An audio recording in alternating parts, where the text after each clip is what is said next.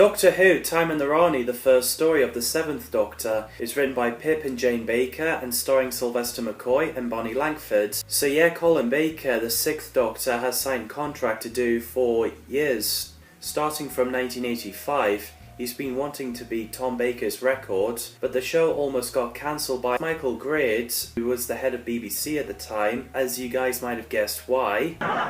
So why did you cancel the show? I thought it was rubbish.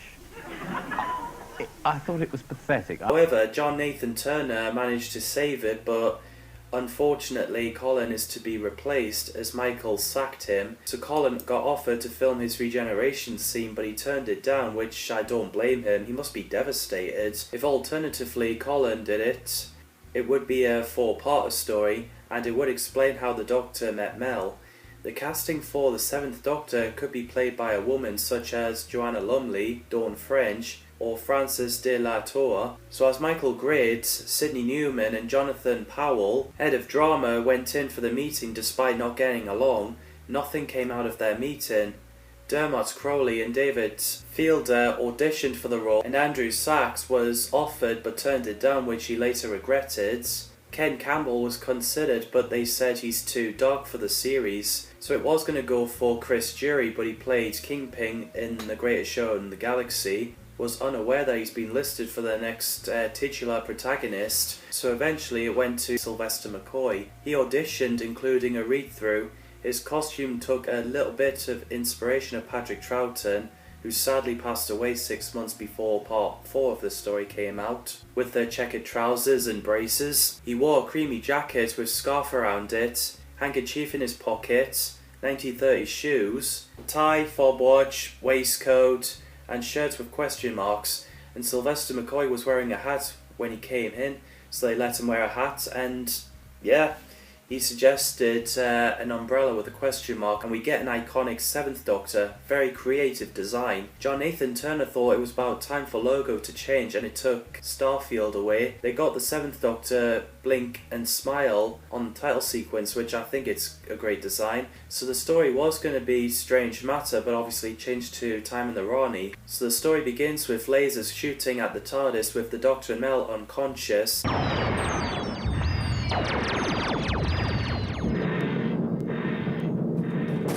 And the TARDIS fell into the planet Lacertia with a tractor beam, being watched by Icona.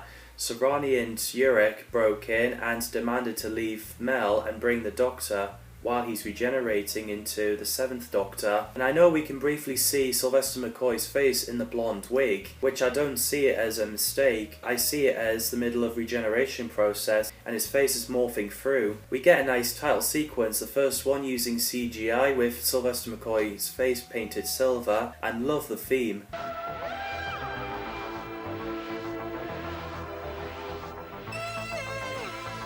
While Rani is being abusive to Son, putting Albert Einstein into the machine, she went to the room where the Doctor woke up, which is a great scene. That was a nice nap. Now, down to business.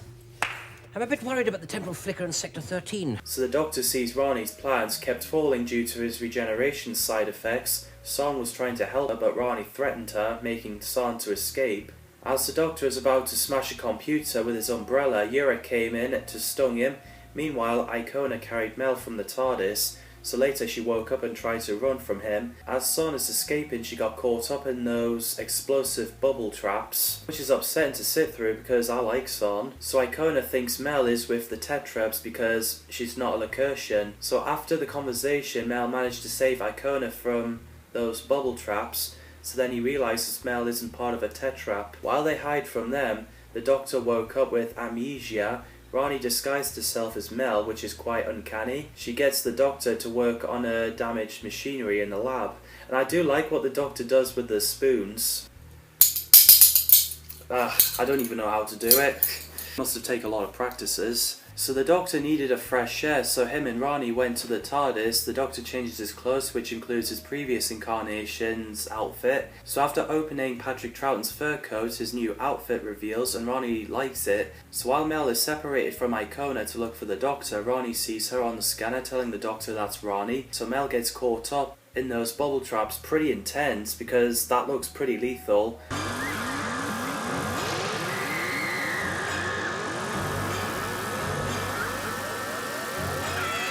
Luckily it landed in the sea as Icona was about to take that tube out. The explosion gave me a fright. I literally thought that's the end of Mel for a second.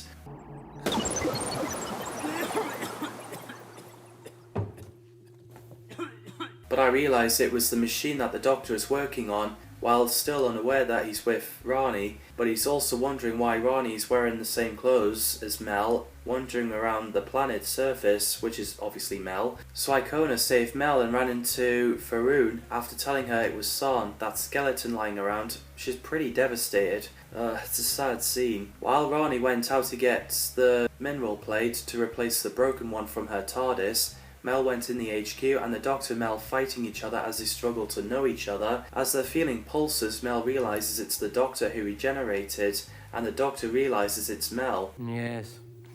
I've become more of a fool too, it seems, Mel. Bayer says the number of code to open the door, which is the same age as the Doctor, as he thinks, but it's also Rani's age as well. It's also pretty funny when Yurik shot Rani for mistaken identity. So as Rani came back with mineral plate, Mel, Bayes and Maroon got out. Bayes stayed behind while Mel and Maroon went out in the planet's surface. So after replacing the mineral plate, Rani pressed the button which changes the lighting. Rani is ready to take the Doctor to a giant brain, which is behind the door. After Rani revealed herself, the Doctor tackled her and escaped. We get a scary cliffhanger where the Doctor is surrounded by tetraps in the cave. I do love Sylvester McCoy as the 7th Doctor. I do think he's brilliant and cunning. As I've already mentioned, I've met Sylvester McCoy at Castle Comic Con. Him and Paul McGann are nice guys. And I also loved Bonnie Langford as Melanie Bush. She's sassy, pretty, computer genius, and great friendship to the Doctor. Her acting is great, especially the screaming, which makes it feel real and more like horror. I also met her at Comic Con back in 2015, and she's nice as well, and that's where I heard about her appearing in EastEnders. When I was watching it with my mates as they liked the show, and I was like, I've met that actress! And I wasn't sure if they believed me. Kate O'Mara played the Rani, well, the first Rani, a renegade time lady from Gallifrey, who knew the Doctor and Master since they were young. She pulls it off really well. Even Sylvester thought she was terrifying. Tetraps are like humanoid bats from the planet Tetrabiarbrus. I thought they're pretty scary. Should bring them back. Richard Gauntlett played Urek, but he also voiced by Anthony Keach.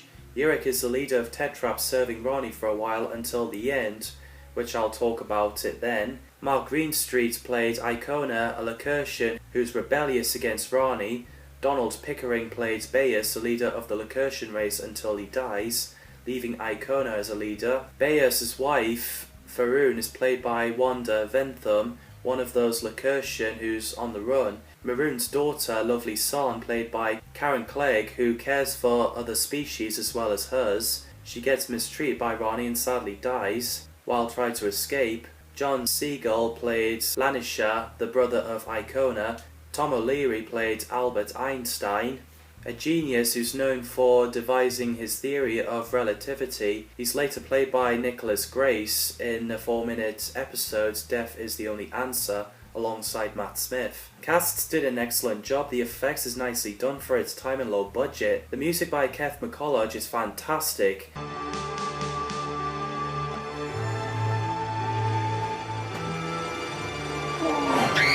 So the Doctor tries to reason with Tetraps, but luckily he's rescued by Bayes. So after the Doctor removed an item and left after a brief fight with Bayes, Rani set the alarm and the Doctor almost stood on a trap, and it's lucky that Icona is there in time to stop the Doctor from being killed and gets taken to Centre of Leisure full of Lacertians. Apparently Bayes ordered Lanisha to have nothing to do with Icona. So Rani releases killer insects to kill some of Lacertians, including Lanisha. So Faroon came in to give the Doctor a message about returning the item, and Rani will give Mel back to the Doctor. So as he and Icona went down to the surface and met up with Yurik and Mel revealed to be a hologram which made the Doctor kicking off, so he goes to the HQ and Tetraps put him into sleep. As Mel discovers a big brain, which is a fantastic design of model, it looks real.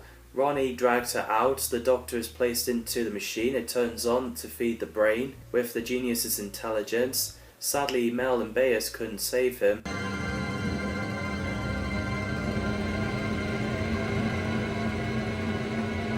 And we get a funny moment when the brain is letting out funny puns which annoyed Rani. So eventually the Doctor is free. He and Mel got the Rani inside the case and locked her in. So they had a look at the brain, and then they saw on screen a supernova. As Bayer set Rani free and got to the Doctor and Mel, we learn that she's turning the planet Lakersha into Time Manipulator. So the Doctor and Mel locked Rani in the room and had a fight with Urich. Mel stung him and they ran off.